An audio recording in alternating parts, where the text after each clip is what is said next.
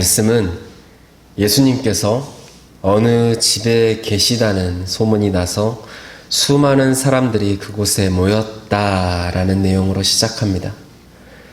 이 사람들이 어떤 사람들이었는가는 본문 중에 나오는 서기관들이라는 표현과 또 이와 같은 내용을 다루고 있는 누가복음의 말씀을 통해 바리새인과 율법 교사들이었다라는 것을 알 수 있습니다. 예수님께서는 가버나움에 살고 있는 누군가의 집에서 이들 수많은 바리새인과 율법 교사들 또 서기관들에게 그러니까 곧 로고스 말씀을 복음을 가르치고 계셨다고 나옵니다. 하지만 그들이 예수님의 말씀을 그대로 받아들였는가는 6절의 서기관의 생각 또 이어지는 16절에 세리와 밥을 먹는다고 바리새인의 서기관들이 표했던 불만 18절에서 금식을 하지 않는다고 요한의 제자들과 바리새인의 제자들이 했던 이의 제기 또 24절에서 안식일에 이삭을 자른다고 그것이 잘못되었다고 말하는 바리새인들의 모습을 보면 딱히 예수님의 말씀을 기쁘게 듣고자 모였던 것만은 아니었던 것으로 보입니다. 여기까지 놓고 이 당시의 상황을 본다면 그 자리에 예수님을 보려고 모인 사람 중에서 아파서 모인 사람은 아무도 없었습니다. 그저 예수님께서 행하셨던 기적의 소식을 듣고 이를 직접 보고자 혹은 날이 갈수록 높아만 가는 예수님의 인기에 제동을 걸고자 그와 논쟁하려고 모인 사람들이 대부분이었습니다.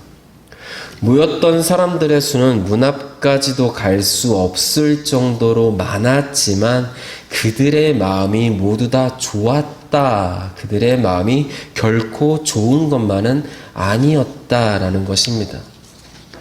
여튼 수많은 사람이 예수님의 말씀을 듣고 있을 때 한 중풍병자가 침상에 누인 채로 예수님께 찾아옵니다. 사람들의 부축을 받은 채로 그나마 힘겹게 걸어 나왔다고 말하지 않습니다. 침상에 누인 채로 네 사람에게 메워가지고 나왔다라는 것은 그 병의 정도가 매우 심각했음을 알려주는 말입니다. 그런데 그 사람의 상황, 이 심각한 상황을 보고서도 아무도 그를 위해 길을 터주지 않았습니다. 이유가 뭐가 됐건 예수님의 말씀을 듣기 위해 모인 그 사람들 중 아무도 침상에 누인 이 사람을 위해서 길을 열어주지 않았다는 것입니다. 이에 관해 성경은 무리들 때문에 예수께 데려갈 수 없었다. 무리들 때문에라고 분명하게 증언하고 있습니다.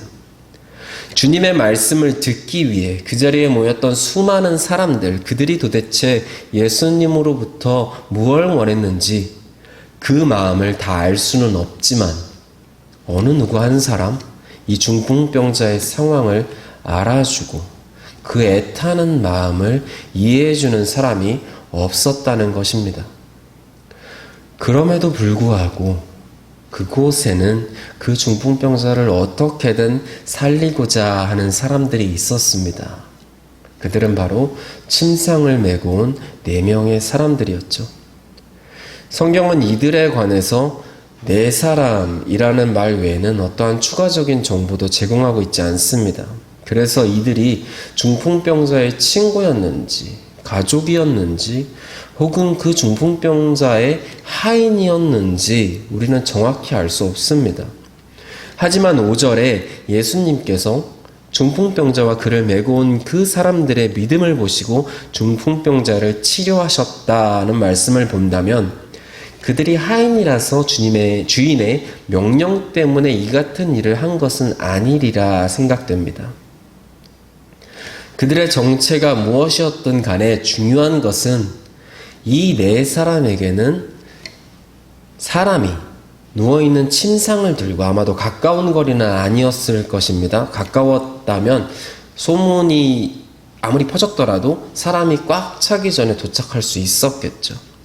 그러니 침상을 들고 먼 거리를 이동해서 또 지붕까지 올라가서 그 지붕을 뜯어내는 열심이 있었다는 것이고, 그보다 더 중요한 것은 이 같은 열심을 보일 정도로 그 중풍병자를 애틋하게 여기는 마음, 바로 긍휼의 마음이 그들에게 있었다는 것입니다.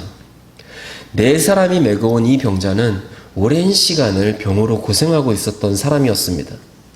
오늘 본문과 또 같은 내용을 다루고 있는 마태복음에는 이 환자가 앓았던 병이 중풍병이다라는 것 정도만 알려주는 파랄리티콘이라는 단어를 사용했지만, 이 의사라는 직업을 가졌던 그 누가복음에 본다면 환자의 상태를 보다 정확하게 묘사하는, 그래서 그가 오랫동안 중풍병을 앓는 사람이었다라는 뜻인 안드로폰 호센 파랄렐리메노스라는 표현을 사용했습니다. 중풍의 완치가 가능하다라고 말하는 요즘 시대, 지금 시대조차도 즉각적인 진단과 빠른 치료가 이루어졌을 시에라는 전제 조건이 붙는데, 2000여 년 전에 그것도 오랜 시간을 이 병을 앓아온 이 병자를, 그래서 고쳐질 수 없는 이 병자를 지켜보는 네 사람의 마음, 또 이 병을 앓고 있는 그 병자의 마음이 어땠을까요? 그들이 아픔과 슬픔 가운데 있었을 때 예수님에 대한 소문이 들려왔습니다. 열병으로 누운 사람, 나병 환자, 그 밖에도 각종 병이 든 많은 사람들을 고치셨을 뿐만 아니라 귀신 들린 사람까지도 고치신다는 믿기 힘든 소문이 들려온 것입니다. 그래서 이 네 사람은 침상에 누워 꼼짝도 못하는 이 사람을 들쳐매고 예수님이 계신 가버나움까지 달려온 것입니다. 소문대로라면 어떻게든 그 앞에만 간다면 무슨 일이든 생기겠지 하는 마음으로 힘겹게 찾아왔는데 생각도 못한 난관에 부딪히고 맙니다. 사람들이 너무 많아서 도저히 예수님이 계신 그 집 안으로 들어갈 수가 없었던 것입니다. 그 집에 예수님이 계시다고 하니 어떻게든 그 앞에까지 가기만 한다면 될 듯한데, 이곳에 모인 무리들 때문에 도저히 예수님을 만날 수 없는 그런 상황이 되어버린 것이죠. 제가 아이들을 데리고 어디 공원 같은 곳을 간다면 꼭 유모차를 챙깁니다. 이제 둘째가 제법 커가지고 유모차에 꽉 차는 것을 넘어서 이제 유모차가 꽉 끼는 그런 상태가 되어버리는데도요, 그럼에도 불구하고 유모차를 챙기는데요, 이유는 별거 없습니다. 예전에 한번 유모차 없이 되게 큰 공원을 걷다가 중간쯤에서 아이가 잠이 드는 바람에 이 아이를 안고 나머지 그 절반을 걸어야 했던 적이 있습니다. 근데 애는 무겁지, 공원은 큰 바람에 갈 길은 엄청 멀지. 제 딸이어서 다행이었지, 아마도 다른 짐이었으면 버리고 오지 않았을까라는 생각이 듭니다. 그런데 아무리 4명이 함께 들었다고 하긴 하지만 다 큰 성인을, 그것도 공원보다 훨씬 멀겠죠. 그 먼 거리를 겨우겨우 왔는데 이제는 틈도 벌어지지 않는 사람의 장벽이 앞에 있다면, 그래서 그 환자를 다시금 들쳐매고 그 꽉 막힌 장벽을 뚫어야 한다고 생각한다면 아마도 저라면 못할 것 같습니다. 여기까지 온 거로 나는 할 만큼 했으니 그냥 포기하자고. 아니면 조금 더 좋은 마음으로 어찌 사람들이 이 말씀을 듣고 좀 사라져서, 그래서 이 사람들이 좀 줄어들 때까지 기다렸다가 그때 들어가는 것은 어떨까라고 생각했겠죠. 왜요? 제 가족이 아니니까요. 내 일이 아니니까. 내가 아픈 것이 아니니까. 하지만 이 네 사람은 거기서 멈추고 포기하지 않았습니다. 왜요? 중풍병자를 향한 그들의 마음이 긍휼의 마음이었기 때문입니다. 긍휼 국어사전을 보니까 불쌍히 여겨 돌보아줌이라고 간단하게 나와 있습니다. 하지만 성경에서 말하는 이 긍휼은 절대로 간단하지가 않습니다. 성경이 말하는 긍휼은 헬라어로 스플랑크니조마이인데요. 이 단어는 우리 몸 안에 있는 창자를 뜻하는 스플랑크논에서 유래된 말입니다. 많이 들어보셨을 겁니다. 창자가 끊어질 듯한 아픔. 내가 아픈 것이 아닌데 아픈 건 다른 사람인데 그 사람을 보고 있자니 내 창자가 끊어질 듯한 아픔을 느끼는 것. 그 사람의 고통이 나에게도 고스란히 전해지는 것. 그래서 그 사람을 가만히 앉아 두고 볼 수가 없어 어떻게든 무엇이든 그를 위해 무언가를 하고자 하는 그 마음, 그것이 바로 성경이 말하는 긍휼입니다. 오늘 본문에 나오는 네 사람, 그 중풍병자를 침상채로 메고 왔던 이 네 사람에게는 바로 이 마음, 긍휼의 마음이 있었던 것입니다. 그래서 그들은 포기하지 않았습니다. 어떻게든 방법을 찾고자 했습니다. 오랜 세월 중풍병자를 옆에서 지켜보았기 때문에 그의 고통이 마치 자신들의 고통처럼 느껴졌기 때문에 그냥 포기하고 돌아갈 수가 없었던 것입니다. 그래서 어떻게든 방법을 찾고자 하는 그들에게 지붕이 보였고 그 지붕으로 이 중풍병자를 메고 올라가 지붕을 뜯고 그 사람을 예수님께로 달아내린 것입니다.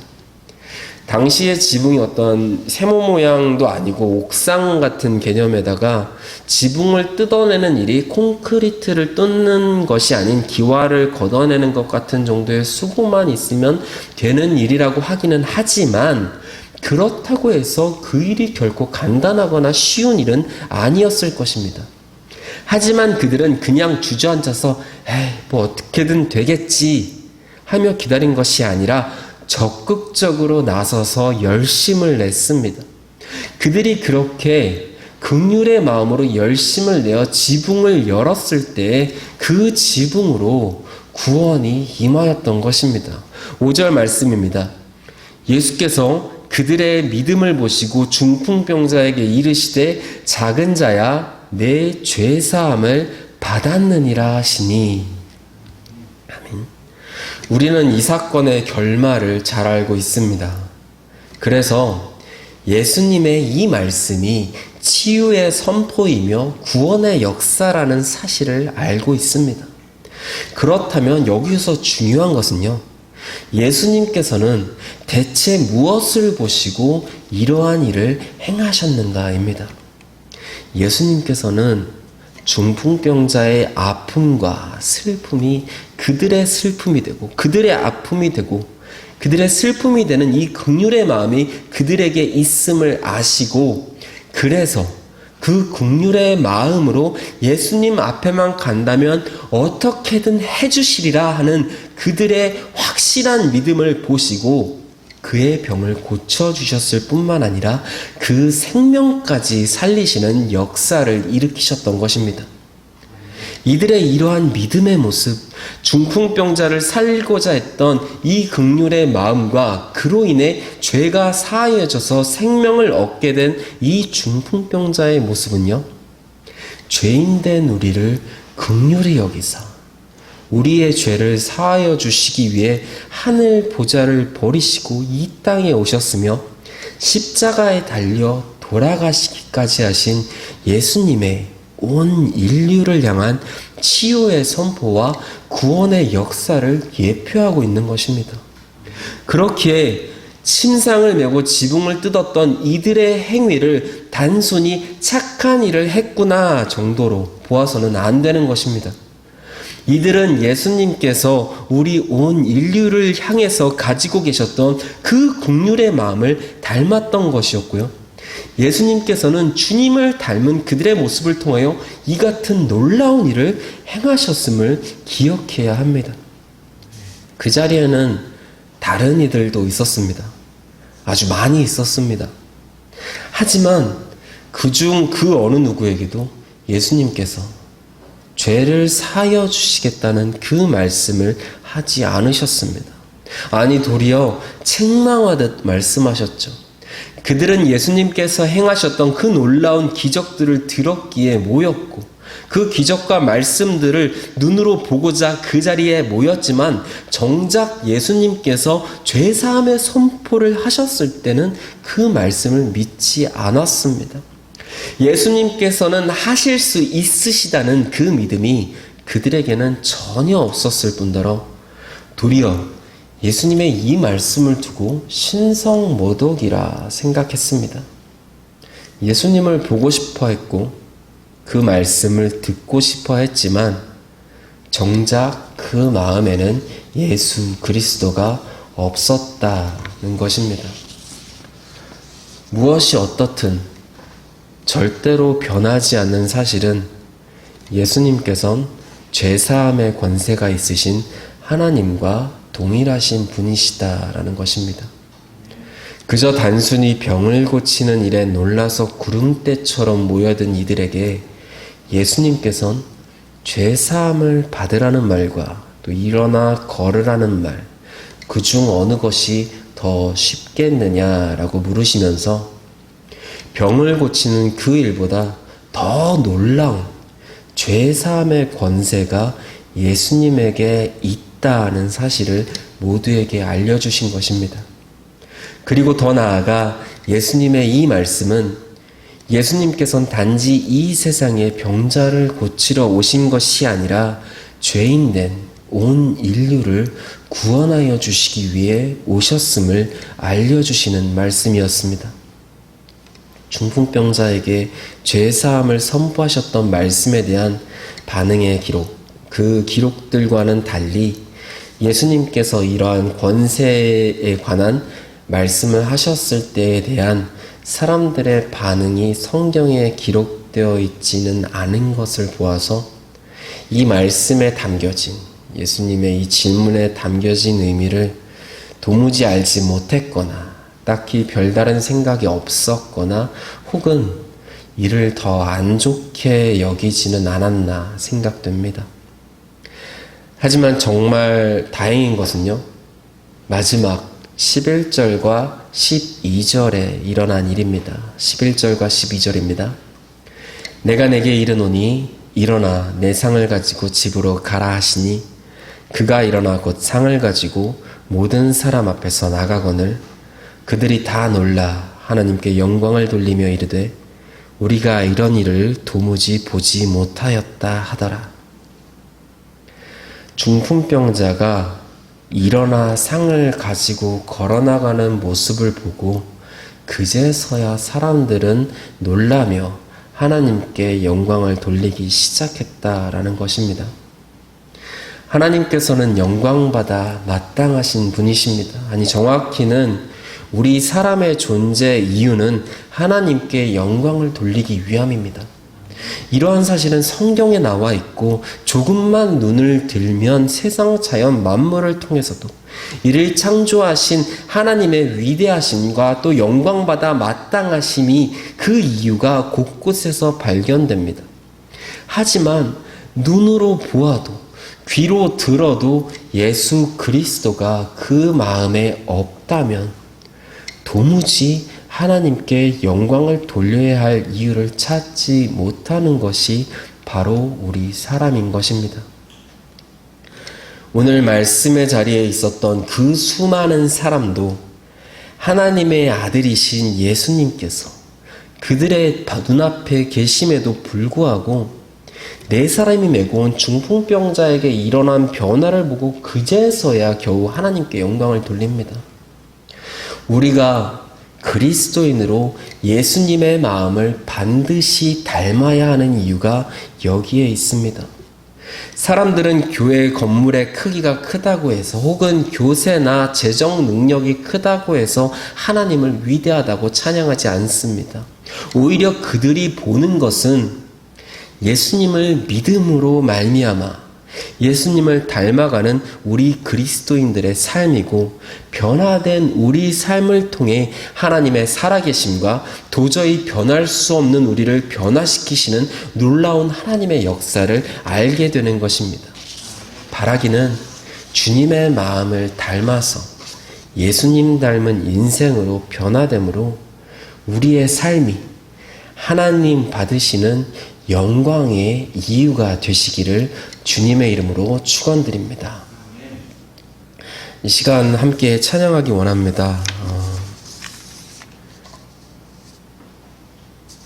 나의 마음은, 우리의 마음은 주님을 보고도 알지 못하는 선한 것이 하나 없는 존재입니다. 그러나 주님을 닮기 원하는 마음, 주님이 내 안에 계심으로 내가 주님께 영광을 돌리는 이유가 되게 하여 주시옵소서. 마음을 담아서 함께 찬양하겠습니다.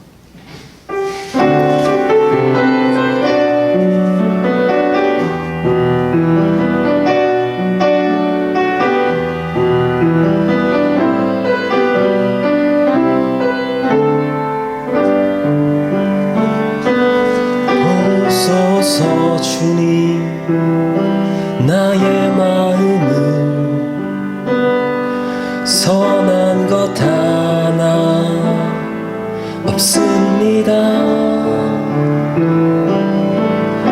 그러나 내 모든 것 주께 드립니다.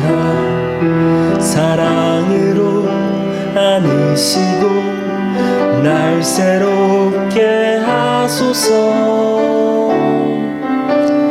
주님 마음 내게 주소서. 내 아버지 주님 마음 내게 주소서. 나를 향하신 주님의 뜻이 이루어지도록 주님 마음 내게 주소서. 함께 처음부터 찬양하기 원합니다. 보소서. 주님, 나의 마음은 선한 것 하나 없습니다.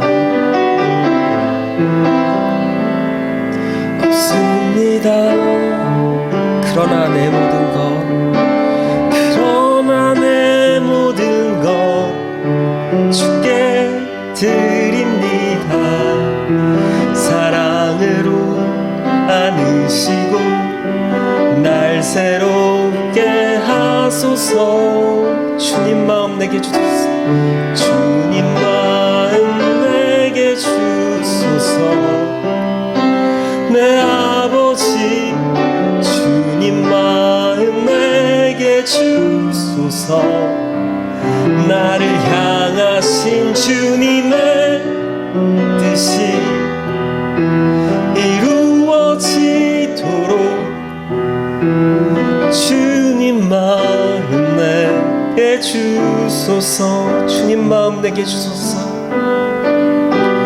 주님 마음 내게 주소서.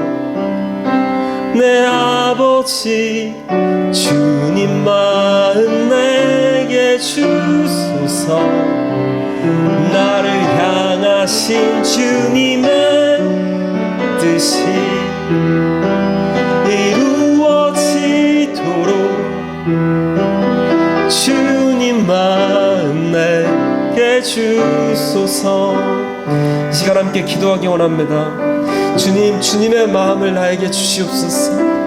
나는 그곳에 모였던 눈이 다치고 귀가 다쳤던 그 사람들과 하나 다를 바 없는 존재입니다. 그러니 주님, 주님의 마음이 나에게 있게 하셔서 나로 주님을 보게 하시고, 나로 주님의 마음을 담게 하시고, 나로 주님을 살게 하시고, 나로 주님을 닮아서 내가 주님의 영광의 이유가 되게 하여 주시옵소서.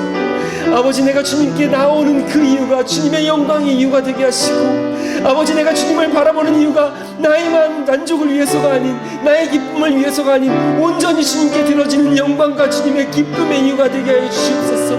아버지만을 바라보기 원합니다. 아버지를 찍기 원합니다. 주님을 눈앞에 두고서도 주님을 모르는 그 존재가 아니라 주님이 눈앞에 있기에, 주님이 나에게 가까이 계시기에 내가 감사하고 기쁨을 드리며 주님께 찬송을 드리는 그러한 존재가 되기 원합니다. 함께 기도하기 원합니다. 함께 기도하겠습니다. 주님 바라보기 원합니다. 주님 알게 하여 주시옵소서. 아버지께 드려지는 찬송과 아버지께 드려지는 모든 기쁨의 존재의 이유가, 주님께 드려지는 나의 기도의 이유가 주님께 드려지게 하여 주시옵소서. 아버지, 사람들이 주님을 바라보고서도 알지 못하는 사람들이 나의 모습을 보고 주님을 알게 하여 주시옵소서. 내가 그러한 존재가 되게 하여 주시옵소서. 주님을 가리우는 존재가 아니라 주님을 보여지는, 주님을 드려지는, 주님의 영광을 나타내는 존재가 되게 하여 주시옵소서. 아버지, 주님, 우리나라의 교회가 그렇게 되게 하여 주시옵소서. 주님, 우리의 교회가, 우리나라에 있는 이 교회가 주님의 영광을 가리우는 존재가 되지 않게 하여 주시옵소서. 주님의 영광의 이유가 되게 하여 주시옵소서. 주님, 그렇게 되게 하여 주시옵소서.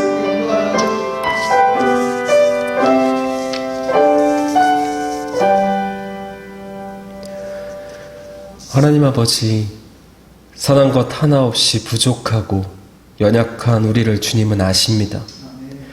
주님을 떠나 내가 원하는 대로 나는 그렇게 사는 것을 주님은 아십니다. 그럼에도 주님, 그런 우리를 자녀 삼아 주신 주님의 크신 긍휼을 우리로 깨닫게 하여 주시옵소서. 이제는 주님의 자녀로 주님의 마음이 나의 마음이 되고 주님의 시선이 나의 시선이 되게 하여 주시옵소서. 우리 안에 주님의 마음을 주시고 우리의 삶을 주님께서 살아주심으로 우리를 통해 생명이 흐르게 하시고 우리로 주님 받으시는 영광의 이유가 되게 하여 주시옵소서. 예수님의 이름으로 기도합니다. 아멘.